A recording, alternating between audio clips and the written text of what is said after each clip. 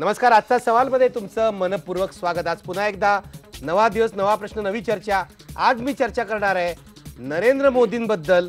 याचं कारण नरेंद्र मोदींची जी घोडदौड आहे ती रोखण्यात काँग्रेस अपयशी ठरते असं चित्र उभं राहत आहे. हे खरं आहे का? माझा प्रश्न बघा पडद्यावर. नरेंद्र मोदींची घोडदौड रोखण्यात काँग्रेस अपयशी ठरतंय का? मी हा प्रश्न अशासाठी विचारतोय की नरेंद्र मोदींच्या ज्या सभा आहेत त्या दिवसेंदिवस अधिकाधिक मोठ्या होत आहेत. तुम्ही पाहताय काल गोरखपूरची जी सभा झाली तीही प्रचंड झाली, आधीच्या सगळ्या सभांपेक्षा मोठी झाली. या उलट राहुल गांधी काही करताना, आक्रमक होताना फारसे दिसत नाहीत. आज ते वर्ध्यात होते पण नेहमीप्रमाणे त्यांनी लोकांचं ऐकून घेतलं, स्वतः फार भाषणबाजी केली नाही. नरेंद्र मोदींचं ते आव्हान स्वीकारतायत का, हा माझा प्रश्न आहे. आज आम्ही जो सर्व्हे केलेला आहे, या आठवड्यामध्ये जो इलेक्शन ट्रॅकर केला आहे त्यामध्ये सुद्धा एनडीएला बहुमत मिळेल अशी शक्यता दिसते. मी सुरुवातीला हे आकडे तुम्हाला पुन्हा दाखवणार आहे आणि मग या चर्चेला सुरुवात करणार आहे. बघा पडद्यावर एनडीएच्या काय जागा आहेत त्या बघा. 543 जागा आहेत लोकसभेमध्ये. एनडीएला मिळू शकतात 211 ते 231, भाजपला 192 ते 210, म्हणजे अटल बिहारी वाजपेयी यांच्या काळापेक्षा अधिक जागा. काँग्रेसला म्हणजे युपीएला, आघाडीला मिळू शकतात 107 ते 127 जागा आणि काँग्रेस या पक्षाला मिळू शकतात 92 ते 108 जागा. म्हणजे यापूर्वी जेवढा धक्का काँग्रेसला बसला नव्हता त्यापेक्षा अधिक धक्का बसण्याची शक्यता आहे. पण एनडीएचं सरकार नरेंद्र मोदींच्या नेतृत्वाखाली बनेल अशी शक्यता आमचा ट्रॅकर व्यक्त करतोय. याचा अर्थ नरेंद्र मोदींची घोडदौड रोखण्यामध्ये काँग्रेस पक्ष अपयशी ठरला आहे का, हा खरा प्रश्न आहे. मी सुरुवात करतोय चर्चेची काँग्रेसच्या प्रवक्त्यापासून. आधी ओळख करून देतो आपल्या पाहुण्यांची. माझ्या स्टुडिओमध्ये आहेत मधू चव्हाण, भाजपचे नेते. माझ्या सोबत आहेत ज्येष्ठ पत्रकार हेमंत देसाई. पुण्याहून माझ्यासोबत आहेत काँग्रेसचे नेते सतीश देसाई, आम आदमी पक्षाचे नेते सुभाष वारे आणि मार्क्सवादी कम्युनिस्ट पक्षाच्या नेत्या ॲडव्होकेट वसुधा कराड या नाशिकहून माझ्यासोबत आहेत. पण सुरुवात करतोय मी सतीश देसाई तुमच्यापासून. एकूण नरेंद्र मोदींची हवा फार गरम आहे असं दिसतंय आणि काँग्रेस पक्षाने लढण्याआधीच पराभव मान्य केलाय असं चित्र उभं राहत आहे. काय खरं आहे, काँग्रेसने पराभव मान्य केलाय का? नाही, पराभव मान्य केला वगैरे असं काही म्हणता येणार नाही. विशेषतः मगाशी 1 तास 1.5 तास आपल्या चॅनलवरती चाललेले सगळी चर्चा आम्ही अतिशय बारकाईने पाहत होतो आणि सगळ्यात शेवटी सुहास पळशीकरांनी जे सांगितलं की ही लाट वगैरे काही आहे असं वाटत नाही, हे अनेक गोष्टींचा परिपाक होऊन लोकांच्या मध्ये असलेली काही प्रमाणातली नाराजी आहे असं सुहास पळशीकर म्हटले. मला असं वाटतं की ही लाट आहे किंवा हा पराभव काँग्रेसने मान्य केलाय असं सगळं गृहीत धरणे हे अतिशय चुकीचं आहे. कारण निवडणुकीला अजूनही खूप अवकाश आहे. जुलै महिन्यामध्ये आपण जवळपास 11,000 लोकांच्या कडे जाऊन 290 मतदारसंघाचा सर्व्हे केला. त्याच लोकांच्याकडे जाऊन आता आपण जानेवारीमध्ये सर्व्हे केला. आपण केलेला सर्व्हे हा 290 मतदारसंघांच्या पुरता मर्यादित आहे. आणि सर्व्हेचीच जर गोष्ट करायची झाली तर दिल्लीच्या निवडणुकीच्या आधी आपला 5 ते 10 जागा मिळतील असं सगळ्यांचा अंदाज होता आणि आप पक्ष एवढा मिळू शकेल असं कोणालाच वाटलं नव्हतं. त्यामुळे सर्व्हेनी केलेला अंदाज जर गृहीत धरायचा ठरला तर गुजरातच्या विधानसभेच्या निवडणुकीमध्ये देशातल्या सगळ्या वर्तमानपत्रांनी, सगळ्या चॅनलनी सांगितलं होतं की नरेंद्र मोदी हे 2/3 मेजॉरिटी मिळवतील. पण 2/3 सोडून द्या, त्याच्या आधीच्या असेंब्लीमध्ये 117 त्यांना जागा होत्या, त्याही जागा ते राखू शकले नाहीत. 115 जागांच्या पर्यंत ते जाऊ शकले. त्यामुळे सभांना होणारी गर्दी, त्याचं केलं जाणारं चित्रीकरण, देशातल्या सगळ्या चॅनलवरती ह्या त्यानिमित्ताने होणारी चर्चा, ह्या सगळ्या माध्यमातून वातावरण निर्मिती करण्यामध्ये मोदी थोडे 2 पावलं पुढे आहेत असं म्हटलं तर वावगं ठरणार नाही. आता याच्यात सोशल मीडिया आणि बाकी सगळ्या गोष्टींचा किती प्रभाव आहे हे टप्प्याटप्प्याने कळून येईल.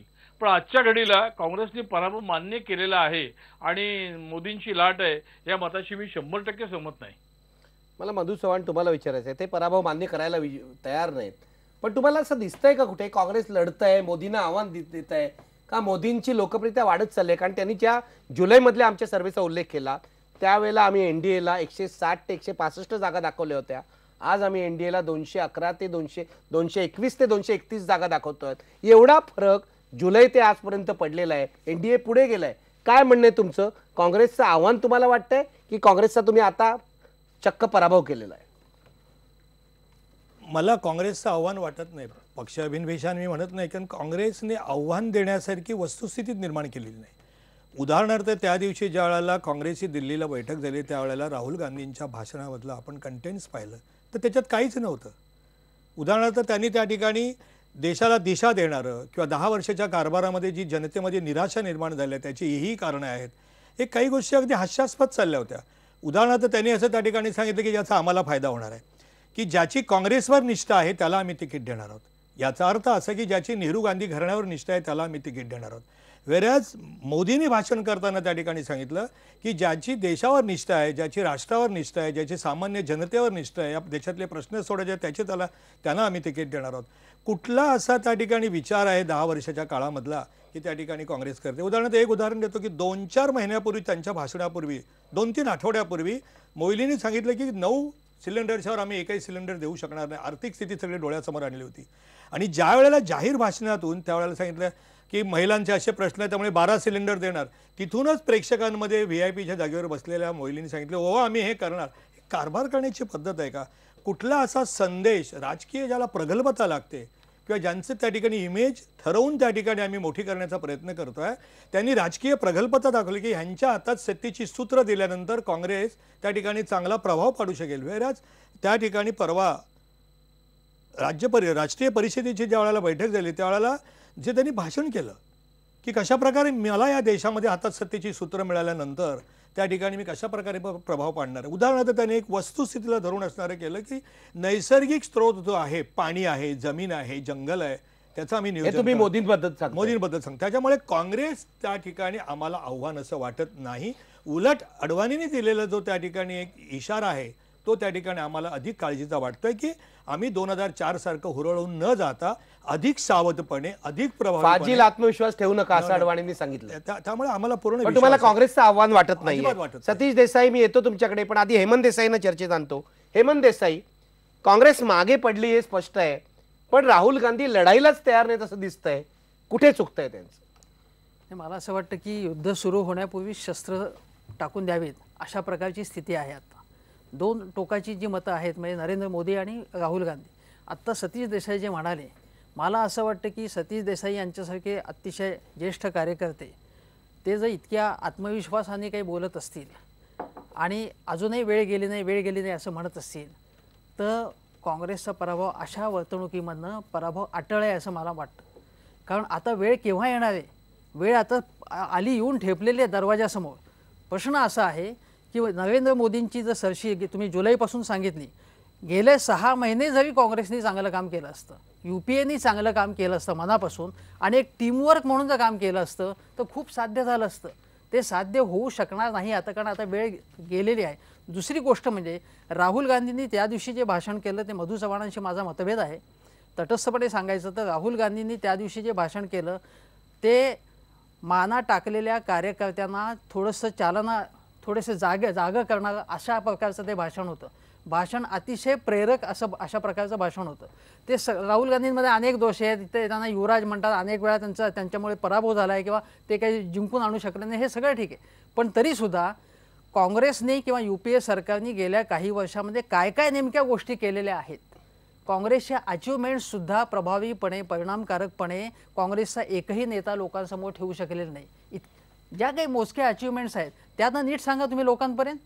दुसरी गोष्ट म्हणजे त्यांनी असं म्हटलं की मैं नाही हम, आजची जी जाहिरात बघा तुम्ही, काँग्रेसची जाहिरात उत्कृष्ट जाहिरात आहे की मी एकटा काही करू शकणार नाही असं ते सातत्याने म्हणतात. जे मोदी म्हणतात, मोदींचं नेतृत्व संपूर्ण एकाधिकारशाहीवादी आणि राहुल गांधींचं संपूर्ण नेतृत्व तशा प्रकारचं नाही आहे.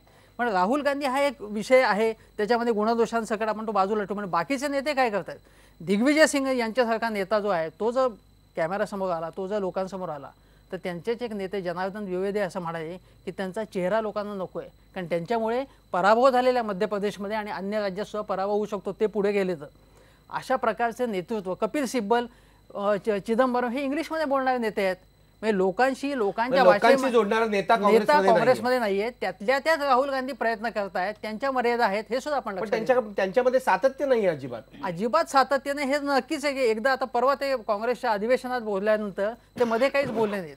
आत्ता सुद्धा जे वर्ध्याला जे आत्ता जो सगळा फियास्को झाला त्याच्यामध्ये त्याचा काहीही कुठल्याही प्रकारचा प्रभाव झाला नाही. एक गोष्ट लक्षात घेतली पाहिजे की ते सर्व लोकांना घेऊन त्यांच्याशी चर्चा करून हा जो आप इफेक्ट आहे हा जो त्यांच्यामध्ये आहे म्हणजे चांगली गोष्ट आहे की आपचं की लोकांना विचारायचं, कार्यकर्त्यांना विचारायचं, कार्यकर्त्यांचा सन्मान करायचा, या गोष्टी चांगल्या आहेत बोलायच्या, पण प्रत्यक्ष कृतीमध्ये त्या आल्या पाहिजेत का? कारण राहुल गांधींना भेटायचं, त्यांना फोन करायचा, तरी सुद्धा कार्यकर्त्यांना फार तोशीच पडते, ते लोकांना उपलब्ध नसतात.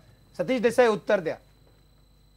नाही नाही, हेमंत देसाई म्हणतात ते कार्यकर्त्यांना उपलब्ध होऊ शकत नाहीत हे खरं नाही.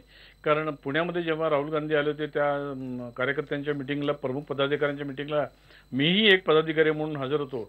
आणि ज्या तऱ्हेनं, ज्या पद्धतीने राहुल गांधी कार्यकर्त्यांना अप्रोचेबल आहेत, कार्यकर्त्यांशी बोलतात, त्यांच्याशी संवाद साधतात, त्यांचे प्रश्न समजून घेतात, मनोगत समजून घेतात आणि पक्षाच्या नेमक्या दिशेच्या बाबत, पक्षाने नेमके काय केलं पाहिजे ह्याबाबत ते लोकांशी डायलॉग करण्याची त्यांची जी स्टाईल आहे किंवा त्यांचं मनापासून जे करावंसं वाटतं ते हे वादातीत आहे.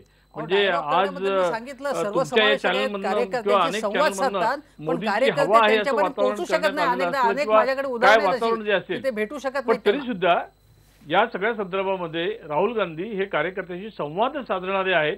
काही नवीन दिशा देण्याचा त्यांचा मनापासून प्रयत्न आहे, काही करण्याचा त्यांचा मनापासून आहे, हे सातत्यानं आपल्याला. पण सतीश देसाई मनापासून असलं तरी सुद्धा इफेक्टिव्ह कुठे आहे? म्हणजे आपण असं मानूया की त्यांचा हेतू चांगला आहे, पण उपयोग काय? या देशाला एक निर्णय घेणारा, एक ठामपणे उभा राहणारा नेता पाहिजे.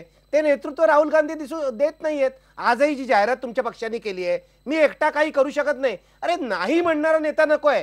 नरेंद्र मोदी काही करू शकले नाहीत तरी सुद्धा आज सांगतायत मी करू शकेन, हे लोकांना हवंय, असं तुम्हाला वाटत नाही का? देसाई अजून हे वाटतं ना. शेवटी पण कसं आहे, शेवटी त्यांनी एकट्याने असं म्हटलं की मी एकटा काम करू शकतो, तर तुम्ही म्हणणार घराणेशाहीचा परत आरोप करणार की हे एकटे युवराज आहेत, हे एकटे करू पाहतायत. आणि त्यांनी म्हटलं की सगळ्या लोकांनी आपण बरोबर काम केलं पाहिजे म्हटलं, तर तुम्ही म्हणता की ते एकटे काम करू शकत नाही का? त्यांनी कुठल्याही, आता असं आहे की ते ज्या पोझिशनवरती आहेत, ज्या ठिकाणी आहेत, त्या ठिकाणी त्यांच्या कुठल्याही वक्तव्यावरती प्लस मायनस, उलटं सुलटं, इकडनं तिकडं ही चर्चा होत राहणार. पण ते सातत्यानं करण्याचा प्रयत्न करतायत आणि या सगळ्याचा प्रयत्न सातत्यानं आपल्याला दिसतोय. ज्या नरेंद्र मोदींचा प्रभाव आहे असं तुम्ही म्हणताय, तर मग दिल्लीच्या निवडणुकीमध्ये काय झालं त्या ठिकाणी दिसला नाही. तोच प्रभाव अनेक राज्यांच्या मध्ये, ते उत्तराखंडमध्ये काय झालं, ते हिमाचल प्रदेशमध्ये काय झालं, ते कर्नाटकमध्ये काय झालं, त्या ठिकाणी दिसलं नाही. आणि ज्या राज्यांच्या मध्ये प्रभाव आहे असं आपण म्हणता, त्या राज्यांच्या मध्ये एकंदर 542 पैकी जवळपास 135 खासदार त्या राज्यांच्या मध्ये आहेत. मग ते गुजरात असेल, ते राजस्थान असेल, ते उत्तराखंड असेल, ते आणखीन काही कर्नाटक असेल, झारखंड असेल, छत्तीसगड असेल, गोवा असेल. त्यामुळे ह्या अनेक राज्यांच्या मध्ये भारतीय जनता पक्ष हा नावालाही पक्ष नाही, ही वस्तुस्थिती आहे. अशा काळामध्ये, अशा प्रसंगामध्ये, अशा वातावरणामध्ये जो पक्ष देशव्यापी आहे त्या पक्षाच्या मध्ये एक गोष्टी मी तुमच्याशी सहमत होऊ शकेन की गेल्या काही वर्षामध्ये, विशेषतः गेल्या 5 वर्षामध्ये काँग्रेस पक्षाने युपीए सेकंडच्या काळामध्ये केलेली कामं असतील, मग ते आरटीआयचं असेल, फूड सिक्युरिटी बिलचं असेल, ते आधारचं असेल, पंचायत राज्याचं असेल, ही सगळी कामं सर्वसामान्य माणसांच्या पर्यंत पोहोचवण्यामध्ये काँग्रेसचे 2 नंबरचे 3 नंबरच्या फळीतले कार्यकर्ते कमी पडले आहेत का, या गोष्टीचा विचार करणं बरोबर आहे. म्हणजे निदान तुम्ही हे तरी मान्य करतायत की कार्यकर्ते कमी पडलेले असू शकतात, अग्रेसिव्हपणे हे सगळं लोकांच्या पर्यंत पोहोचवलं पाहिजे, तर हे अधिक होऊ शकतं. ठीक आहे, तुम्ही हे मान्य करतायत की कार्यकर्ते कमी पडलेले असू शकतात, पण मधु चव्हाण उत्तर द्या. त्यांचं असं म्हणणं आहे अनेक राज्यांमध्ये नरेंद्र मोदींचा काही प्रभाव नाही. पहिले त्यांच्या एका गोष्टीचं उत्तर देतो की मी एकटा काय करू शकणार नाही. त्यांना मी आठवण करून देऊ शकतो की 1971 साली श्रीमती इंदिरा गांधींनी भारतातल्या जनतेला एक आत्मविश्वास दिला होता की माझ्या हातात सत्ता द्या, मी गरिबी हटवेन. माझ्या हातात सत्ता द्या, मी बँकांचं राष्ट्रीयकरण करेन. माझ्या हातात सत्ता द्या, मी त्या ठिकाणी अशा तऱ्हेचे कार्यक्रम बघवेन. एक आत्मविश्वास नेत्यांनी दिल्यानंतरच भारतातली जनता त्यांच्या पाठीमागे पुन्हा उभी. तोच आत्मविश्वास नरेंद्र मोदी देतात. तोच आत्मविश्वास नरेंद्र मोदी देतात, अटल बिहारी वाजपेयी दिलेले देतात की ते राहुल गांधी देत नाहीत. त्यांच्या म्हणण्यामध्ये मी काय एकटा करू शकत नाही. मग एक नेतृत्व कोणाकडे देतात? जो नेता मार्गदर्शन करेल, जो नेता त्या नेतृत्व करेल, त्याच्यात अंगभूत गुण असायला लागतात, त्याच्याच पाठीमागे देतील. राहिला मुद्दा त्या ठिकाणी दिल्लीचा, प्रत्येक त्या ठिकाणी मी फक्त केरळमधले सांगेन, तामिळनाडूमधलं सांगेन की तिथे भारतीय जनता पक्षाचं काम, ज्याला काम आहे असं आपण म्हणू शकतो, पण बाकी सर्व, आज तुम्ही गोरखपूरचं उदाहरण दिलं, का लोक गेली पश्चिम बंगालमध्ये मोठ्या मिटिंग झाल्या. ज्या ज्या ठिकाणी जात आहेत त्या ठिकाणी तुमच्या लक्षात येत असेल भावनात्मक आव्हान कुठलंही त्या ठिकाणी नरेंद्र मोदी करीत नाही आहेत. तर सर्वसामान्य माणसाच्या दैनंदिन जीवनाला, शेतकरी असेल त्याला भेडसावणारे प्रश्न असतील त्यासंबंधी ते त्या ठिकाणी सांगतात. उदाहरणार्थ त्यांनी आज एक घोषणा केली की साठेबाजांच्या विरोधात त्या ठिकाणी खटले दररोज चालवण्यासाठी करा. असा कुठला विचार, म्हणजे देसाई साहेब बोलले ते बरोबर आहे, त्यांचं भाषण प्रभावी झालं. असा कुठला विचार राहुल गांधी देतात? राहुल गांधी देतात असा कुठला विचार की ज्याच्यामधून काहीतरी जनतेला दिशा मिळेल, आत्मविश्वास निर्माण होईल, आशा निर्माण होईल. ठीक आहे, मी देसाई तुमच्याकडे येतो, पण मला आधी सुभाष वारेंना या चर्चेत आणायचं आहे. आम आदमी पक्षाचे नेते आहेत, नाहीतर माझ्यावर चिडतील, मला काही विचारलं नाही असं गेल्या वेळेला ते म्हणाले होते. सुभाष वारे, मला सांगा, हे जे चाललेले चर्चा की राहुल गांधी नरेंद्र मोदींचं आव्हान स्वीकारण्यामध्ये कमी पडतायत, याविषयी तुमचं मत काय आहे? आणि तुमचा पक्ष, तुमचे नेते अरविंद केजरीवाल आहे, तेही नरेंद्र मोदींचं आव्हान देशभर स्वीकारू शकणार नाहीत असं आमचा सर्वे सांगतोय. तुम्हाला फक्त 6 ते 10 जागा देशभरात मिळत आहेत, काय म्हणाल? नाही, या सर्वेच्या संदर्भामध्ये मगाशी सतीश देसाई जे म्हणाले की दिल्ली निवडणुकांच्या आधीचे सर्व सर्वे अगदी जास्तीत जास्त 14 जागा आम आदमी पार्टीला दाखवत होते, प्रत्यक्षात 28 जागा मिळाल्या. एक आहे की 3 महिने आधी केलेला सर्वे आणि प्रत्यक्ष निवडणुकीच्या आधी झालेलं मतदान याच्यात अनेक कारणांनी फरक पडत असतो. आज जी पक्षाची मतं असतात ती उद्या एखादा प्रत्यक्ष उमेदवार निवडल्यानंतर आज ज्या प्रत्येक पक्षामध्ये जी वेगवेगळे सुभेदार आहेत ती मतं पुन्हा त्या पक्षाबरोबर राहतातच असं नाही. जो पक्ष अधिक चांगला उमेदवार देईल आणि त्याच्या भोवती हे सगळं बरोबर आहे. सुभाष वारे, हा सर्वे आम्ही जानेवारीच्या दुसऱ्या आठवड्यात केलाय, तुम्हाला दिल्लीत विजय मिळाल्यानंतर केलेला आहे, ताजा सर्वे आहे. आणि आम्ही असं म्हणतोय की या क्षणाला देशात निवडणुका झाल्या तर नरेंद्र मोदी प्रभावी आहेत, त्यावर तुमचं काय म्हणणं आहे? नाही, नरेंद्र मोदी यांनी फार हुशारीनं एक प्रोपोगंडा ज्याला म्हणता येईल अशा देशभर केलेला आहे. वास्तविक पाहता तसं करण्याजोगं हाताशी काहीही नसताना त्यांनी तो प्रोपोगंडा देशभर केलाय, सोशल मीडियावर केला आहे. त्याचा एक परिणाम हा असू शकतो. पण दुसरा एक मोठा परिणाम आहे की गेल्या काही वर्षातल्या आर्थिक धोरणामुळे या देशामध्ये विषमता प्रचंड मोठ्या प्रमाणावर वाढली आहे. एक छोटा गट मोठ्या प्रमाणावरती सुखवस्तू झालाय आणि त्याच्या पुन्हा आकांक्षा वाढलायत. पण दुसऱ्या बाजूला एक मोठा गट आज परिघाबाहेर फेकला गेलाय, आर्थिक परिघा बाहेर, आणि त्याच्या समाधानासाठी ज्या योजना आणल्या जात आहेत या सरकारकडून, मग त्या ग्रामीण भागातली मनरेगा असो किंवा शहरी भागातली जवाहरलाल नेहरू नागरी पुनर्निर्माण असो, या भ्रष्टाचारामध्ये इतक्या वाहून जात आहेत की त्याचा प्रत्यक्ष काही फायदा जनतेला होताना दिसत नाही.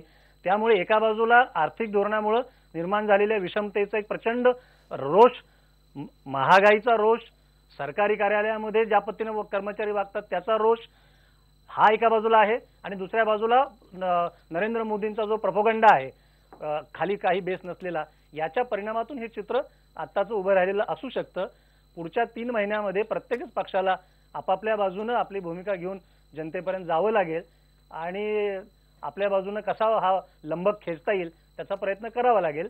आम आदमी पार्टी पुरतं म्हणाल तर आमचं महाराष्ट्रातलं काम जे वर्षभर संथगतीनं सुरू होतं ते दिल्ली निवडणुकीनंतर खऱ्या अर्थानं वेग आलाय आणि आमच्या समोर आता पुढचे 3 महिने आहेत.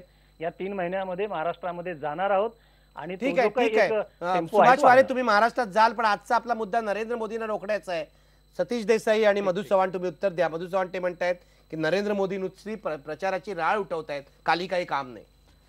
असं जर नसतं तर या देशातली जनता एवढी त्या ठिकाणी निर्बुद्ध आणि अविचारी नाही आहे कोणाच्या सभेला जाण्या इतकी. तुम्हाला मी एक उदाहरण देऊ इच्छितो की 1971 साली याच देशातल्या जनतेने श्रीमती इंदिरा गांधींना उचलून धरलं. 1975च्या आणीबाणीनंतर जेलमध्ये सगळे नेते असताना सुद्धा त्या ठिकाणी प्रभाव पडला.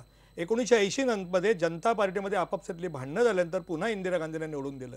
या देशातल्या जनतेला स्वतःचं हित कळतं, कोणत्या वेळेला कसं मतदान करावं हेही त्या ठिकाणी या देशातल्या जनतेला कळतं. आणि म्हणून भारतीय जनता पार्टी आणि जो काय परिवार आहे तो इतका वेळाने आले देवाजीच्या मनाने त्या ठिकाणी नरेंद्र मोदींचं आम्ही पंतप्रधान म्हणून नाव जाहीर केलं. एकूण 4-5 राज्यामध्ये जिथे आमची सत्ता होती तिथे गेल्या 15-20 वर्षामध्ये किंवा 10-15 वर्षामध्ये ज्या ज्या मुख्यमंत्र्यांनी त्या ठिकाणी अपेक्षित काम केलं, प्रभावीपणे काम केलं, त्याच्यामध्ये सगळेच मुख्यमंत्री आमचे त्या ठिकाणी चांगले होते. परंतु त्या ठिकाणी नरेंद्र मोदी यांनी गुजरातमध्ये त्यांनी एक वाक्य सांगितलं लोकांना की हूँ खाता नव्हतो खावानू देता नव्हतो, मी स्वतः भ्रष्टाचार करणार नाही, भ्रष्टाचाराला त्या ठिकाणी थारा देणार नाही. आज त्यांच्यावर सगळे आरोप होतील, 2002च्या दंगलीचे वगैरे सगळे होतील, पण त्यांनी भ्रष्टाचाराने एक पैसा खाल्लेला आहे किंवा लोकांना खाऊन दिलं, त्यांना माफ केलेलं आहे असं कधीही झालेलं नाही. आणि त्याचबरोबर गुजरातची जनता तिथे मुस्लिम समाजाने त्याला मतदान केलेलं आहे. त्यामुळे एक आपण केलेलं काम, आणि मी आहे या ठिकाणी छोट्याशा राज्यामध्ये काम केलेलं आहे. जर देशाची सूत्र तुम्ही माझ्या आणि माझ्या पक्षाच्या आणि मित्रपक्षांच्या हातात दिलीत तर हा माझ्यासमोर त्या ठिकाणी कार्यक्रम आहे. काय हो साहेब, तुम्हाला एकच वाक्य विचारतो आणि नंतर मग माझं बोलणं थांबवतो. केजरीवाल साहेबांनी त्या ठिकाणी कुठला असा कार्यक्रम दिला की ज्याच्यामुळे त्यांना 15-20 लोक, उलट जी स्थिती मागच्या निवडणुकीमध्ये मनसेला मतदान केल्यामुळे मुंबईमध्ये उदाहरणार्थ किरीट सोमय्या आणि राम नाईक यांचा पराभव झाला ते लोकांच्या डोळ्यासमोर आहे. जर या सगळ्या राष्ट्रीय खेळामध्ये आपचे 4-5 लोक इथे तिकडे निवडून आले आणि त्यांचा काही प्रभाव करण्यापेक्षा आता काँग्रेस, आणखी मोदी किंवा बीजेपी आणि मित्रपक्ष यांच्यामध्येच लढाई होणार आहे. जनता प्रगल्भ आहे. विधानसभा आणि केंद्र सरकारच्या निवडणुकीमध्ये विचार करताना ते वेगळा विचार करतात, हे लक्षात ठेवा. सुभाष वारे, उत्तर द्या. मगाशी बोलतानाच मधु चव्हाण म्हणाले की काँग्रेसचं काही आव्हान आम्ही मानतच नाहीत. आणि आता आव्हान म्हणतात की नाहीच आहे. लढाई कोणामध्ये होणार आहे सांगितलं. आव्हान नाही आहे, आव्हान नाही आहे. लढाई कोणामध्ये होणार आहे? ज्यांचे सर्व देशभर पक्ष आहे तो त्याचं त्या ठिकाणी आम्हाला अगदी त्याला आम्ही कसपटा समर मानतो असंच आम्ही समजलो तर आम्ही राजकीय वेडे ठरवू. चव्हाण साहेब, नाही ठीक आहे, म्हणजे हा आता मला की गेले काही दिवस 8 डिसेंबरच्या आधी सोशल साईट्सवर भाजप समर्थक लोक ज्या पद्धतीनं सोनिया गांधी आणि राहुल गांधींच्या बद्दल विकृत कॉमेंट्स टाकत होते ते सगळे 8 डिसेंबर नंतर आता अरविंद केजरीवालांच्या बद्दल टाकतायत. याच्यातच भाजपने आपलं किती सिरियसली घेतलं हे दिसतंय. पण ठीक आहे, तुम्हाला ते मानायचं नसेल तर नका मानू, कारण दिल्ली निवडणुकीच्या आधी तुमचे गडकरी असोत किंवा आणखी कुणी असोत हे अगदी कसपटा समान आपबद्दल बोलत होते. त्यांना 9 डिसेंबरला असं म्हणावं लागलं की आम आदमी पार्टीचं आव्हान आम्ही गंभीरपणे घेतलं नाही. देवेंद्र फडणवीस सुद्धा कॅमेऱ्यासमोर असंच म्हणाले की आम आदमी पार्टीबद्दल आमचं आकलन चुकलं. आजही तुम्हाला आम आदमी पार्टीबद्दल असंच म्हणायचं असेल तर माझी काही तक्रार नाही. ठीक आहे. हेमंत देसाई, मला सतीश देसाईंकडे जायचंय पण मी ब्रेक नंतर जाईन. सतीश देसाई, आर्थिक धोरणाबाबत जे आक्षेप घेतले इथे मगाशी सुभाष वारेंनी त्याला तुम्ही उत्तर द्या, पण ब्रेक आधी हेमंत देसाई तुम्हाला काय म्हणायचंय? मला असं म्हणायचं आहे की 2002 नंतर आता 12 वर्ष झालेली आहेत. बाबरी मशिदीची घटना होऊन 2 दशकं झालेली आहेत. त्यामुळे जो भारत त्याच्यानंतरचा बदललेला आहे तो तर नरेंद्र मोदी म्हणजे फक्त दंगली, मुसलमानांचं केलेलं तथाकथित म्हणजे शिरकाण आणि त्याला मोदी जबाबदार आहे असं माझंही मत आहे. पण पुन्हा पुन्हा तीच टीका करून त्याची वर्णनं करून आता चालणार नाही. त्याच्या पलीकडे भारत आता गेलेला आहे. तेव्हा त्याच्या पलीकडचे जे मुद्दे जे मोदींनी सुद्धा उपस्थित केले, हे मुख्यतः मोदींनी जो राष्ट्रीय कार्यकारिणीपुढे जे भाषण केलं ते प्रभावी भाषण केलं. त्यामध्ये अनेक मुद्दे त्यांनी मांडले. म्हणजे मी काय मोदींचं समर्थक नाही, पण मोदींनी इन्फ्रास्ट्रक्चरचे मुद्दे मांडले. मोदींनी असं सांगितलं की शेतीचं सगळं बाजारपेठा एकत्र झाल्या पाहिजेत. मोदींनी आर्थिक मुद्दे, इन्फ्रास्ट्रक्चरचे मुद्दे, सेवा क्षेत्राचे मुद्दे, रोजगाराचे मुद्दे, गरिबीचे मुद्दे हे व्यवस्थितपणे मांडून आपली जी काही भारतीय जनता पक्षाची किंवा त्यांची स्वतःची जी व्हिजन आहे ती मांडली. आता ते जे काही ती व्हिजन मांडलेली आहे त्या व्हिजनचा तुम्ही प्रतिवाद करायला पाहिजे. त्यासंबंधी मुद्दे अधिक मांडले पाहिजेत. ते मुद्दे न मांडता पुन्हा 2002चाच पुन्हा उल्लेख केला तर तुम्ही काँग्रेसवाले त्याच्या पलीकडे जात नाही असं मला वाटतं. आणि ते काँग्रेसवाल्यांनी चूक करता कामा नये, ती चूक टाळली पाहिजे. ती राहुल गांधींच्या बाबत सुद्धा असं सांगण्यासारखं आहे की राहुल गांधींनी काय सांगितलं की आम्ही कोणकोणत्या योजना आणल्या ते ठीक आहे, पण या पुढची तुमची व्हिजन काय आहे? येत्या 10 वर्षामध्ये तुम्ही काय करणार आहात? तरुणांना काय पाहिजे? आता जागतिकीकरणाचा तरुणांच्या एकूण रोजगारावरती, त्यांच्या आर्थिक स्थितीवरती काय परिणाम होणार आहे आणि हे प्रॉब्लेम्स आपण कसे सॉल्व्ह करणार आहोत हे सगळं त्यांनी सांगायला पाहिजे होतं. ती व्हिजन त्यांनी आजतागायत मांडली नाही, काँग्रेसनेही मांडली नाही. आणि काँग्रेसचं पूर्णपणे राहुल गांधींच्या मागे, राहुल गांधींचं जय जयकार करणं, स्तुतीपाठक त्यांचे आहेत त्यांच्या अवतीभोवती. त्या अधिवेशनात सुद्धा राहुल गांधींचा जय जयकार ज्या पद्धतीने झाला, ती चमचेगिरीची संस्कृती जी आहे काँग्रेसमधली ती संपलेली नाही. त्यांना संपवायची असं त्यांच्या याच्यातनं दिसतं. पण काँग्रेसमधले सर्वसामान्य जे कार्यकर्ते आहेत त्यांच्यापैकी अनेकांची संस्कृती जी आहे ती तशीच आहे. ती बदलल्याशिवाय काँग्रेसचं काही कठीण आहे असं मला वाटतं.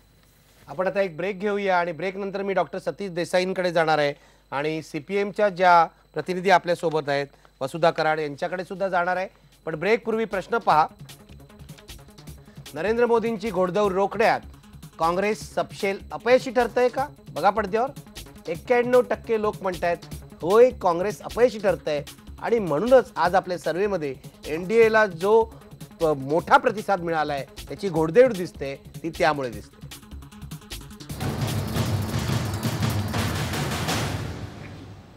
मी थेट जाणार आहे सतीश देसाईंकडे. डॉक्टर सतीश देसाई, जे आक्षेप काँग्रेसवर घेतले जात आहेत त्याला उत्तर द्या. एक तर तरुणांशी संपर्क तुटलाय, दुसरा आर्थिक धोरण जबाबदार आहे आणि तुम्ही मगाशी ज्या सगळ्या धोरणांचा फूड सिक्युरिटी बिल, RTI वगैरेचा उल्लेख करत होतात, गरीब वर्गात सुद्धा, ग्रामीण भागात सुद्धा भाजपचा पाठिंबा वाढलाय. काय उत्तर द्याल तुम्ही? नाही, मुळात एक तर मी सगळ्यात प्रथम मध्ये मधुभाऊ चव्हाणांचं मनापासून मी अभिनंदन करेन की त्यांनी 1971ला इंदिराजींनी चांगलं काम केलं आणि म्हणून त्यांना लोकांनी निवडून दिले. सांगितलं गरिबी हटावच्या नाऱ्याचा हा, हे चांगलं म्हणजे- काम केलं हो, नाही. पण म्हणजे गरिबी हटावचा नाही, चांगलं नारा नाही दिला केलं का? त्यावेळेला साखर त्या ठिकाणी 2 रुपये होती आणि नारा दिल्यानंतर त्या मधुभाऊ- ठिकाणी साखर 8 रुपये मधुभाऊ- झाली. गोड तेल पण- 2.5 रुपये होतं ते 9 रुपये झालं. पण तरी पण देशातल्या एक माया जनतेने जाल इंदिरा पकडून गांधींनी मला निवडून म्हणायचं दिलं. काय, त्यांनी एक आत्मविश्वास 1900 ते असं म्हणतात की आता 1980 जसं साली- नरेंद्र मोदींनी मायाजाल 1900 पसरवलंय तसं तेव्हा इंदिरा गांधींनी पसरवलं असं होतं. नाही, बरोबर आहे ना? असं नाही. 1980 साली सुद्धा इंदिरा गांधीला लोकांनी निवडून दिलं. ज्या 2002च्या नरेंद्र मोदींनी दंगल झाली असेल असा आरोप म्हणजे त्यांच्यावरती होतो त्याचाही तुम्ही उल्लेख केला की त्यांच्यावरती आरोप होतात, हे तुम्ही इनडायरेक्टली मान्य केलं. आणि 2004 साली तुमच्याकडे सत्ता असताना अटल बिहारी वाजपेयींसारखा नेता असताना फील गुड आणि इंडिया शायनिंग सारख्या घोषणा देऊन अनेक राज्यात त्याच्या आधी विधानसभेमध्ये काँग्रेसचा पराभव झालेला असताना सुद्धा देशातल्या जनतेने काँग्रेसला 2004 साली निवडून दिलं. तुमचं म्हणणं बरोबर आहे, देशातली जनता योग्य तेच करते, निरक्षर विवेकबुद्धी त्यांना कळते. आणि म्हणून तुम्ही किती आता नारा पेटलात, किती आता म्हणजे विशेषतः आता जे सगळे सर्वे आलेत तो लोकांच्या मनातला राग असू शकेल. आणि विशेषतः अँटी इन्कमन्सी जिथं जिथं आहे, एखाद्या नियमाला अपवाद मध्य प्रदेशसारखं राज्य असू शकतं, पण अँटी इन्कमन्सीचा राग हा लोकांच्या मनामध्ये असतो. आणि तो राग भावनेच्या भरामध्ये, शब्दांच्या मधनं, कृतीमधनं, बॉडी लँग्वेजमधनं लोकांनी व्यक्त केला तर काही गैर नाही. पण लोकांच्या मनात असलेला हा राग ओळखून लोकांच्या असलेल्या भावना म्हणजे गरिबांच्या करता काही करण्याचा जो सातत्यानं प्रयत्न केलाय, मी निखिलजी आपल्याला हे फक्त सांगू इच्छितो की ज्या ज्या योजना काँग्रेस पक्षाने राबवल्यात तर सर्वसामान्य गरीब माणसाच्या करताच राबवल्यात. मग फूड सिक्युरिटी बिल असेल, आधार कार्ड असेल, पंचायत राज असेल, फक्त या सगळ्या योजना ज्या चांगल्या आहेत, लोकाभिमुख आहेत, सर्वसामान्य माणसा करतायत, त्याच्यापर्यंत पटवण्यामध्ये, त्याला सांगण्यामध्ये, कन्व्हिन्स करण्यामध्ये काँग्रेसची यंत्रणा मध्ये सोशल मीडिया असेल, कम्युनिकेशन असेल, हे सगळं कमी पडलं, हे मान्य करायला लागेल. ज्या कम्युनिकेशनचा मगाशी तुमच्याच चॅनलवरनं मी ऐकलं, राजीव गांधींनी ज्या बिचाऱ्यांनी 1988 साली हे कम्युनिकेशनचं युग आणलं, ते फेसबुकवरती सुद्धा जाऊ शकले नाहीत, ते इंटरनेटवर सुद्धा जाऊ शकले नाहीत, त्यांचा अंत झाला. पण त्यांनी जी बीजं रोधली त्या बीजाचा आज फायदा कम्युनिकेशनच्या माध्यमातून भारतातल्या सगळ्या लोकांना होतोय. आणि विशेषतः आज वयवर्ष 25 ते 35 या वयोगटातले 15 कोटी लोक या वयोगटातले मतदार आहेत. त्यांच्याकडे जास्त लक्ष देणं आवश्यक आहे, त्यांना कार्यक्रम देणं आवश्यक आहे. त्यांची जी ऊर्जा आहे ते ऊर्जा कशी कॅश आणि कॅच करता येईल हे बघितलं पाहिजे. त्या बाबतीत काँग्रेस पक्ष आणि माझे नेते हे थोडे कमी पडतात, हे मान्य करायला लागेल. कमी पडतायत. आणि आपल्या सर्वेनुसार असं दिसतंय डॉक्टर देसाई की 18 ते 25च्या वयोगटातले 38% लोक हे भारतीय जनता पक्षाला मत देत आहेत. जुलै महिन्यात आपण जेव्हा सर्वे घेतला तेव्हा 28% देत होते, 10%नी संख्या वाढलेली आहे. आणि 26 ते 35 मधले 35% लोक भाजपला मत देत आहेत. ही संख्या सुद्धा जुलैपेक्षा जवळजवळ 6%नी वाढलेली आहे. हे मत देसाई कुठे चुकतंय? म्हणजे नरेंद्र मोदी आणि राहुल गांधी, भाजप आणि काँग्रेस अशी तुलना केली तर आपण बघतोय जुलै महिन्यापासून आपण हे इलेक्शन ट्रॅकर करतोय, सर्वे करतोय, प्रत्येक बाबतीत नरेंद्र मोदी आघाडीवर होते. 160-162 पासून सुरुवात केली, मी मगाशी म्हटलं त्याप्रमाणे 231 पर्यंत पोहोचली. काँग्रेस मात्र मागे मागे होत गेली. याची कारणं काय आहेत? एक कारण म्हणजे राहुल गांधींनी सांगितलं होतं की 100 नेते असे असतील आमचे जे पंतप्रधान होण्याच्या लायकीचे असतील, असे आपल्याला विकसित करायला पाहिजेत. ते आत्ता ते असं म्हणतात, पण आजच्या घडीपर्यंत असे 100 काय 5 नेतेसुद्धा त्यांच्याकडे नाही आहेत की जे पंतप्रधान होण्याच्या पात्रतेचं आहेत. दुसरी गोष्ट म्हणजे सामूहिक नेतृत्व जी कन्सेप्ट आहे, ती सामूहिक नेतृत्व ज्या प्रकारे काम केलं पाहिजे, ज्या प्रकारे संघटना चालवली पाहिजे, एकोप्याने चालवली पाहिजे, तसा एकोपा आत्ता 4 राज्यामध्ये कुठेही दिसला नाही. सगळीकडे त्यांच्यामध्ये गटबाजी आणि बंडखोरी होती. तिसरं महत्त्वाचं कारण म्हणजे काँग्रेसचे जे सामाजिक आधार जे होते पहिल्यापासूनचे, ते दलित असतील, OBC असतील, बाकीचे वर्ग, आदिवासी असतील, त्या सामाजिक आधार जे आहेत ते सामाजिक आधारांना मध्ये जो शिरकाव काँग्रेसने केलेला होता आणि ते उचलून धरलेले होते, ते आता ते त्यांच्यापासून काँग्रेसपासून दूर जायला लागलेले आहेत आणि काँग्रेस त्यांना विश्वास देऊ शकले नाही आज तक. हे सगळ्यात महत्त्वाचं कारण आहे.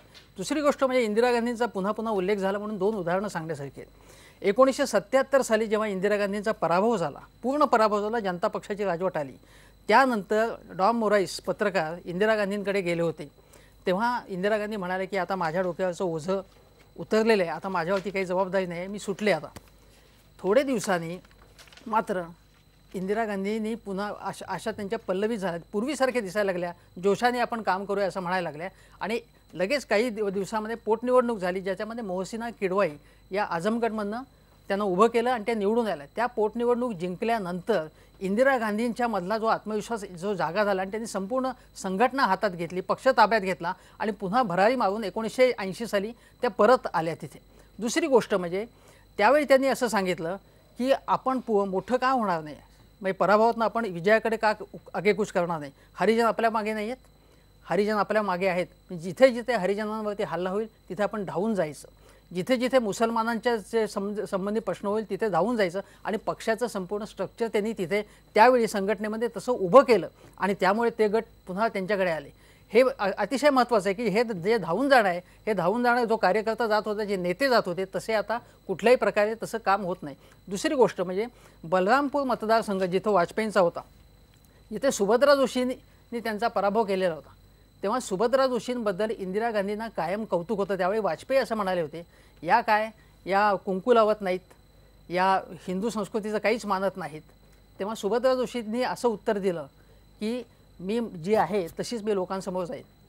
मी हिंदू असले तर मी हिंदू संस्कृतीचं जे काही प्रदर्शन मी करत नाही, मी इशू घेऊन लोकांपुढे जाईल. त्या विजयी झाल्या आणि त्यांच्या मागे इंदिरा गांधी उभा राहिल्या. अशा प्रकारचं नेतृत्व काँग्रेसमध्ये होतं, जे विकसित झालं होतं. तशा प्रकारचं नेतृत्व आता पहिले तुम्ही बघा की नेहरूंच्या काळामध्ये किती होते, सुभाषचंद्र बोस होते, मौलाना आझाद होते, सरदार वल्लभभाई पटेल होते. अगदी अलीकडच्या काळामध्ये जर तुम्ही 20 वर्षापूर्वी बघितलं, अर्जुन सिंग होते, नारायण दत्त तिवारी होते, कितीतरी नेते काँग्रेसकडे होते. अशा प्रकारचं नेतृत्व आता नाही. आता एक तर पंचतारांकित नेतृत्व आहे, नाही तर दुसरं एकदम झोळीवालं राहुल गांधींचं नेतृत्व आहे, जे सर्वसामान्य माणसामध्ये सातत्याने काम करणारं. अशा प्रकारचं नेतृत्व काँग्रेसमध्ये राहिलेलं नाही. त्यामुळे काँग्रेसची ही आत्ताची अवस्था अशी झाली. आता अडवाणींनी जे सांगितलं होतं की काँग्रेस आणि भारतीय जनता पक्ष दोघंही 100च्या आत येतील, त्यापैकी काँग्रेस 100च्या जवळपास 100 किंवा 107 येते तुमच्या अंदाजाप्रमाणे किंवा त्यापेक्षा थोडं जास्त, पण भारतीय जनता पक्ष पुढे जाते. म्हणजे अडवाणीचा अंदाज चांगल्या प्रकारे भाजपच्या दृष्टीने चुकलेला आहे आणि काँग्रेसच्या दृष्टीने वाईट प्रकारे तो खरं होतोय. ही अवस्था का झाली आहे, काँग्रेसने स्वतः आत्ममंथन करायला पाहिजे. आत्ममंथन करायला पाहिजे. पण मी जातोय नाशिकला. ॲडव्होकेट वसुधा कराड आपल्या सोबत आहेत, मार्क्सवादी कम्युनिस्ट पक्षाचे नेते आहेत. काँग्रेसला जर जमलंच नाही नरेंद्र मोदींना थांबवणं, पण डाव्यानं सुद्धा जमलेलं नाही आहे आणि डाव्यांच्या लोकसभेतल्या खासदारांची संख्या यावेळेला 15 ते 20च्या आत येईल. साधारणपणे 16-17 असेल, म्हणजे सगळ्यात कमी असेल असं चित्र आमचा सर्वे सांगतोय. कुठे चुकलंय? नाही निखिलजी, आज आपला आपण हा जो काही विषय घेतलेला आहे त्या संदर्भामध्ये मला असं म्हणायचं आहे की डाव्यांचं कुठे चुकलेलं आहे हा तर विषय आपण घेऊ शकतो, परंतु आपण जे म्हणत आहात की नरेंद्र मोदींच्या घोडदौडीसाठी काँग्रेस रोखण्यासाठी अपयशी ठरत आहे का, या बाबतीत पहिल्यांदा मला असं मांडावंसं वाटतंय की डाव्यांच्या पाठिंब्यावरती जेव्हा UPA 1चं सरकार होतं त्या काळामध्ये जे अनेक चांगले निर्णय झाले, माहितीच्या अधिकाराचा कायदा असेल किंवा रोजगार हमीचा कायदा असेल, पेट्रोल दरवाढ रोखण्याचा विषय असेल किंवा महागाई कंट्रोल करण्याचा विषय असेल, लॉ अँड ऑर्डर सिच्युएशन असेल, याच्यामुळे UPA 2 मध्ये बहुमताने काँग्रेसला निवडून येणं शक्य झालं.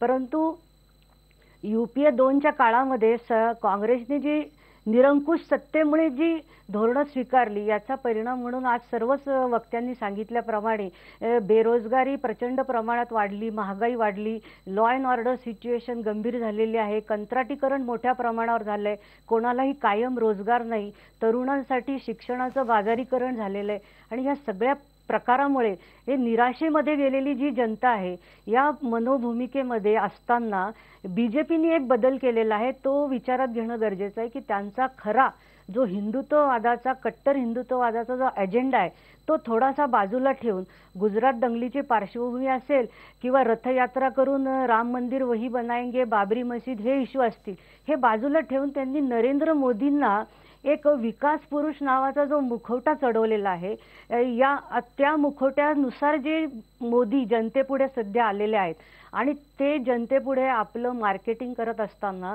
त्यांनी जी 5 स्टार पद्धती प्रचाराची राबवलेली आहे की आज 3D प्रचार ते करत आहेत, मोठे मोठे कोट्यावधी रुपयाचे स्टेज उभारलेले आहेत आणि ही जी चमकदमक त्यांनी निर्माण केलेली आहे, मला वाटतं निराशावादी मनस्थितीमध्ये असलेली ही जी काही जनता आहे ती मोदींच्या ह्या सगळ्या चमकदमककडे थोड्या अधिक व्यापक नजरेने बघत आहे, ही वस्तुस्थिती आहे.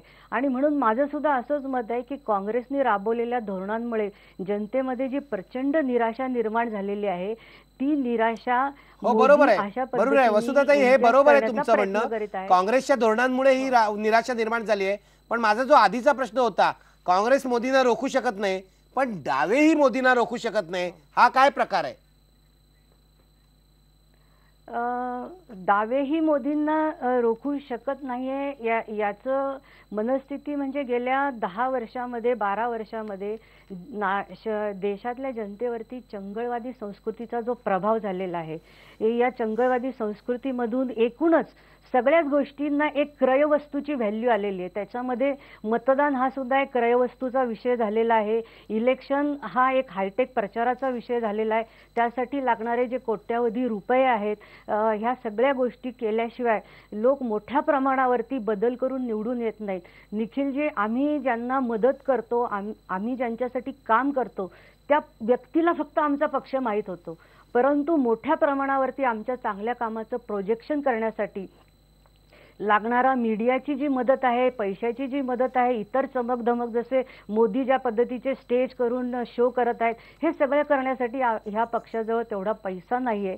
आणि आम्हाला सुद्धा फक्त मोदींच्या ऐवजी डाव्यांचा नेता यावा अशी फारशी घाई पण नाहीये.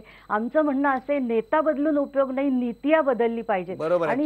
तुम्ही नीतिया बदलण्यासाठी पुढचे 25 वर्ष प्रयत्न केले तरी डाव्यांचं या देशात काही होईल असं आता तरी चित्र नाहीये वसुधाताई.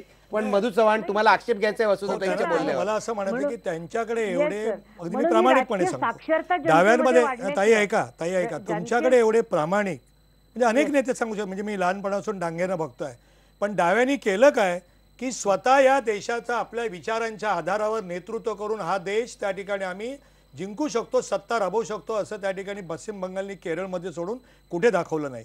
उलट त्या ठिकाणी 1971च्या काळामध्ये अनेक त्या ठिकाणी रेड कार्ड होल्डर यांनी काँग्रेसमध्ये प्रवेश केला, रजनी पटेल यांच्यासारख्यानी. तुम्ही दुसऱ्यांच्या सावलीतून मोठ्या व्हायला निघालात, तुम्ही स्वतंत्रपणे विकसित झाला नाही. त्याचा परिणाम असा झाला, ताई एक मिनिट ऐका, की तुम्ही खुजेर आलाय, तुमचं बॉन्साय झालेलं आहे, तुमचं बॉन्साय झालेलं आहे. तुम्ही त्या ठिकाणी तुमच्या विचार, तुम्ही कधी व्यवहारी राजकारणच केलं नाहीत. एक मिनिट ऐका ताई, आवड असल्याशिवाय नाही, एक मिनिट ऐका ताई, जसं आता तुमचे शब्द मी सांगतो, आपणही जरा मला एक मिनिट ऐका, तुम्ही एक मिनिट ऐका ना, एक मिनिट ऐका, मी तुमचं ऐकतो ताई पूर्ण करू द्या मधु चव्हाणांना. तुम्ही आता सांगितलं की भारतीय म्हणजे ते तसं नाही, पण तुमचे शब्द me for the sake of argument मान्य करतो की हिंदुत्वाचा चेहरा किंवा त्यांचा मूळ चेहरा त्या ठिकाणी त्यांनी बाजूला ठेवून हा मुखवटा त्या ठिकाणी केला विकासाचा, कार्यक्रमांचा. तुम्ही तुमच्या त्या ठिकाणी ज्याला म्हणतो कट्टर विचारधारा, आलं का लक्षात, ती बाजूला ठेवून सर्वसामान्य जनतेला काय हवंय ते त्या ठिकाणी पांघरून घेऊन तुमचे विचार त्याच्यामध्ये सुप्तपणे रोवून तुम्ही का मोठे झाला नाहीत? तुम्ही झाला नाहीत मोठे का? पश्चिम बंगालमधली तुमची सत्ता गेली का? पश्चिम बंगालमधली तुमची सत्ता गेली. देसाई सर, मला एक्झॅक्टली हेच म्हणायचंय की तत्वज्ञानाला मुरड घातली पाहिजे पण निवडून आलंच पाहिजे. हे आमचं धोरण नसल्यामुळे आम्हाला ते शक्य झालेलं नाही. आमचं म्हणणं असं, आपण एक ब्रेक घेऊया, एक मिनिट. तुम्ही अजिबात तत्वज्ञानाला मुरड घालू नका, अजिबात तत्वज्ञानाला मुरड घालू नका. व्यवहार काय आहे तो ओळखू नका. डाव्यांना कोणीही ते करायला सांगणार नाही, पण तुमच्या खासदारांची संख्या 15वर आलेली आहे हे लक्षात घ्या. असंच चाललं तर हळूहळू शून्यावर सुद्धा येईल, याविषयी काही शंका नाही. एक मिनिट थांबा, मी ब्रेक घेणार आहे. ब्रेक नंतर मला एक प्रश्न हेमंत देसाईंपासून सुरुवात करायची आहे. एकच प्रश्न सगळ्यांना विचार करायचा आहे. भाजप बदलला, मोदी बदलले, काँग्रेस बदलायला तयार नाहीत, डावे बदलायला तयार नाहीत, त्यामुळे ही अवस्था आली आहे का? ब्रेकपूर्वी प्रश्न बघा. नरेंद्र मोदींची घोडदौड रोखण्यात काँग्रेस सपशेल अपयशी ठरतंय का? बघा पडद्यावर. 93% लोक म्हणतात होय, काँग्रेस अपयशी ठरते.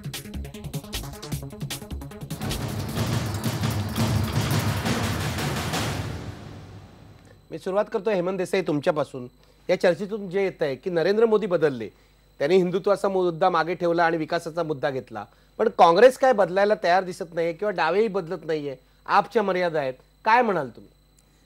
मला असं वाटतं की अगदी नरेंद्र मोदी बदलले आहेत किंवा त्यांचा तो चेहरा आहे. कारण पूर्वी कसं होतं की वाजपेयींचा एक चेहरा आणि अडवाणींचा एक चेहरा, मुखवटा आणि चेहरा जे म्हणायचो, आता एकच चेहरा आहे, तो मोदींचा चेहरा आहे. मोदी जे मुद्दे मांडतायत ते आजच्या काळातले तरुणांना आवडणारे, रुचणारे, खेचून घेणारे असे मुद्दे आहेत. पण मोदींवर टीका करायला बराच वाव आहे. एक गुजरात मॉडेलच्या संबंधी सुद्धा त्रुटी आहेत. पण साधी गोष्ट की ते खोटारडेपणा भरपूर करतात, लोणकड्या थापा मारतात. एक साधी गोष्ट म्हणजे आत्ता अलीकडे मुंबईतून त्यांनी सांगितलं की मुंबईमध्ये एक असे चित्रपट नगरी आहे आणि इथे मोठं असं हे काहीतरी एक मोठा प्रकल्प आपण इथे करायला पाहिजे आणि माझी अशी विजन आहे. पण मुंबईमध्ये चित्रपट संग्रहालय आता उभं झालेलं आहे आत्ताच, आणि पुण्याला फिल्म इन्स्टिट्यूट आहे. म्हणजे हे गोष्ट हे न सांगता फक्त एवढंच सांगायचं. दुसरं नर्मदेच्या संबंधी सुद्धा त्यांनी थापेबाजी केली की महाराष्ट्र सरकारला संधी आहे नर्मदेचा फायदा घेण्याचा.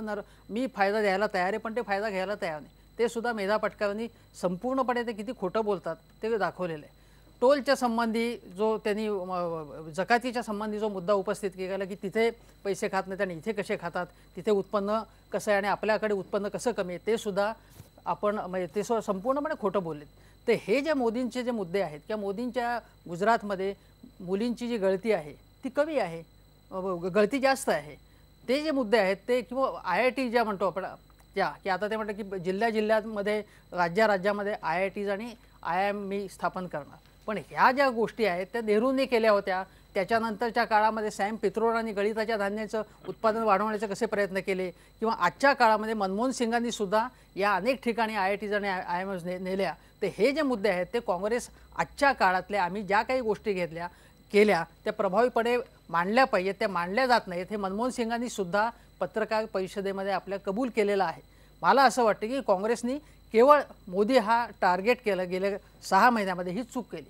काँग्रेसनी भारतीय जनता पक्षाला टार्गेट करायला पाहिजे. आणि भारतीय जनता पक्षाचा जो संपूर्ण अजेंडा आहे जो आहे तो अजेंडा आहेच ना, तो शिक्षणाच्या क्षेत्रात आहे, सांस्कृतिक क्षेत्रामध्ये आहे. आणि एकूण त्यांचा जो पूर्वी स्वदेशी होतं आता जागतिकीकरण ते कवटाळून बसलेले, त्यांची सुद्धा लाईन बदलत चालली आहे. पण ती त्यांच्या सोयीसाठी ते लाईन कशा बदलतात हे सगळं त्यांनी, किंवा त्यांचे बाकीचे मुद्दे जे आहेत त्यांच्या एकूण कॉर्पोरेट मोठ्या इंडस्ट्रीज आहेत त्यावरती भर द्यायचा. पूर्वी लहान आणि मध्यम उद्योगांना ते भर देत होते. भारतीय जनता पक्षाचा भर त्याच्यावरती होता, जनसंघाचा भर त्याच्यावर होता. आता मोठ्या लार्ज इंडस्ट्रीज आणि मोठे उद्योगपती यांच्यावरती त्यांचा भर आहे. हे सगळे मुद्दे मांडायला पाहिजेत, त्याच्यावरती टीका करायला पाहिजे. काँग्रेस ते अपयशी ठरते. सतीश देसाई उत्तर द्या. निखिलजी, बदलायला पाहिजे म्हणून तुम्ही जे मगाशी म्हणाल की काँग्रेसनी यामध्ये आणि मार्क्सवादी CPIनी बदललं पाहिजे. काँग्रेस पक्षाच्या बाबतीमध्ये बदलायला पाहिजे म्हणजे नेमकं काय केलं पाहिजे तुम्ही सांगावं. म्हणजे काँग्रेस पक्षाचं गेल्या 50 वर्षाचं 60 वर्षापासूनचं जे धोरण आहे की या देशामध्ये राहणाऱ्या सगळ्या जातीच्या, धर्माच्या, पंथांच्या, पक्षांच्या, विचारांच्या लोकांना बरोबर घेऊन जाण्याचं जे धोरण आहे ते धोरण बदललं पाहिजे. मला सातत्यानं आठवण येते 1970च्या दशकामध्ये मी कॉलेजला होतो.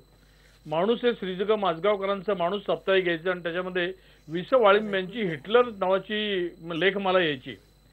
त्या लेखमालेमध्ये जो एक उन्माद दाखवला होता ते आता हेमंत देसाई म्हणाले की खोटं बोला पण रेटून बोला ही मोदींची स्टाईल आहे. आणि सातत्यानं तेच बोलल्यामुळे त्याने अनेक ठिकाणी अनेक वेळेला अशा तऱ्हेची विधाने केलीत. काँग्रेस पक्षाचा स्वतःच्या विचारांवरती ठाम विश्वास आहे. या देशातल्या सगळ्या जातीच्या, धर्माच्या, पंथांच्या, विचारांच्या लोकांना बरोबर घेऊन जाण्याचं धोरण आहे. ठीक आहे, आज कदाचित तरुण वर्गाला मोदींचं अधिक आकर्षण वाटत असेल, पण उद्याचा येणारा सूर्यप्रकाश काय आहे हे माहिती नाही. म्हणून आजचा ओळखीचा अंधार हा कवटाळून बसावा अशी मनस्थिती काँग्रेसची नाही, आजही नव्हती, कालही नसणार आहे. आणि म्हणून उद्याच्या येणाऱ्या दिवसांच्या मध्ये काँग्रेस पक्षाचं धोरण या येणाऱ्या जे काही वेगवेगळ्या चर्चेमधनं, वेगवेगळ्या मीडियामधनं, वेगवेगळ्या वर्तमानपत्रातनं जे लोकांच्या मनामध्ये आहे, जे समोर येत आहे त्याचं विश्लेषण करून या देशातल्या तरुणाईला आकर्षित होण्याकरता अधिक काय करता येईल आणि त्याचं इम्प्लिमेंटेशन कसं करता येईल आणि ज्या योजना आपण राबवल्या त्या लोकांच्यापर्यंत कशा पोहोचवता येईल याच्यावरती पुढच्या काळामध्ये अधिक भर दिला तर मला आश्चर्य वाटणार नाही. तरुण पिढीला आकर्षित करण्यासाठी अधिक भर दिला जाईल काँग्रेसमध्ये असं म्हणताय तुम्ही आता तुमचे दिवस चांगले आहेत, happy days are here again असं म्हणता येईल, तुमचं सरकार येणार आहे आमच्या सर्वेवरून तरी दिसतंय, आणि एकूण देशातलं वातावरण पाहता एनडीएचं सरकार येईल, मोदी पंतप्रधान बनतील अशी शक्यता आहे. मला सांगा, पण मगाशी तुम्ही जो उल्लेख केलात ओव्हर कॉन्फिडन्सचा, असा जर आज तुमच्या कार्यकर्त्यांमध्ये ओव्हर कॉन्फिडन्स जागा झाला तर पुन्हा 2004ची परिस्थिती येणार नाही का? नाही येणार. त्याचं कारण असं आहे की दुधाने तोंड भाजल्यानंतर माणूस ताकही फुंकून पितो, आणि एवढ्या मोठ्या उच्च पदावरच्या नेते अडवाणी यांनी जाणीवपूर्वक त्यावेळेला ती गोष्ट राष्ट्रीय कार्यकारिणीमध्ये सांगितलेली आहे, आणि ही सावधानता आम्ही सगळीकडे बाळगतो.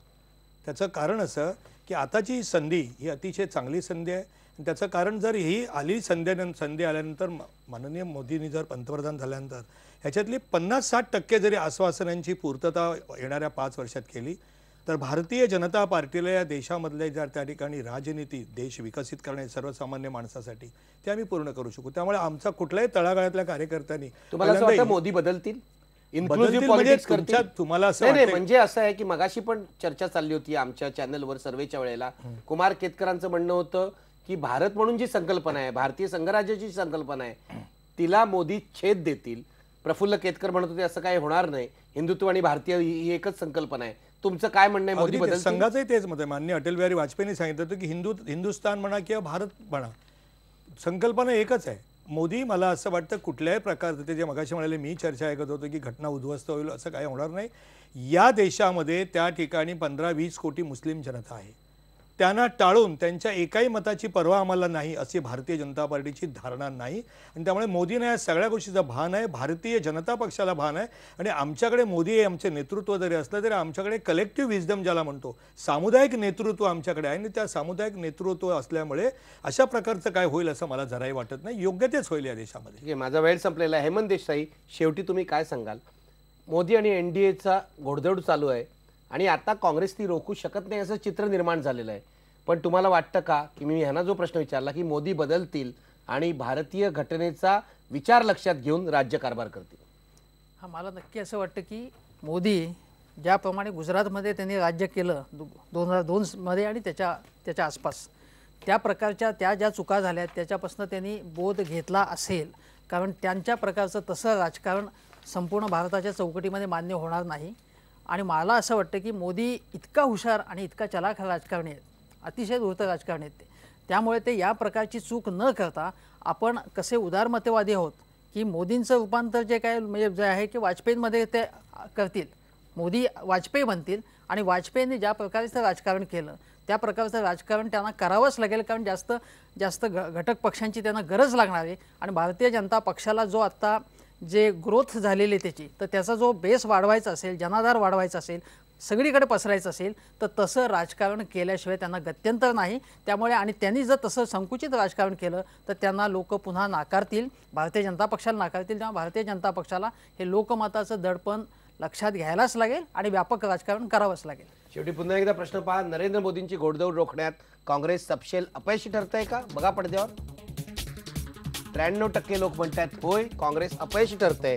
कदाचित विनोद मेहता, सुप्रसिद्ध पत्रकार विनोद मेहता म्हणतात त्याप्रमाणे काँग्रेसला आता विरोधी पक्षात बसण्याची तयारी करावी लागेल. धन्यवाद. पहा फक्त IBN लोक.